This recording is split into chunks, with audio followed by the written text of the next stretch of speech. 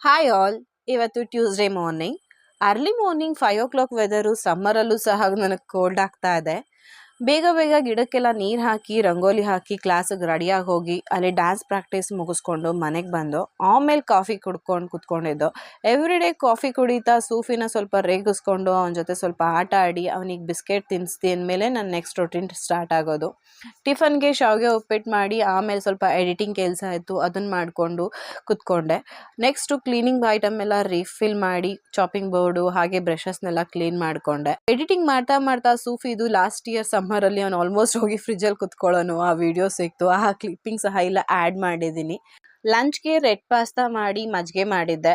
ಮಜ್ಜಿಗೆನ ನಾನು ಮಾಡಿದಾಗೆಲ್ಲ ಸೂಫಿಗೂ ಸಹ ಕೊಡ್ತೀನಿ, ಅವನು ಇಷ್ಟಪಟ್ಟು ಕುಡಿತಾ ಇವತ್ತು ಕೆನೆನೆಲ್ಲ ಬಾಯಿಗೆ ಮೆತ್ಕೊಂಡ್ಬಿಟ್ಟಿದ್ದೆ. ಸಖತ್ ಫನ್ನಿಯಾಗಿ ಕಾಣಿಸ್ತಾ ಇತ್ತು, ಅವನ ರೇಗಿಸ್ಕೊಂಡಿದ್ದು. ಹೀಗೆ ನನ್ನ ದಿನಾನ ಎಂಜಾಯ್ ಮಾಡ್ತಾ ಕಳೀತೆ. Thank you all.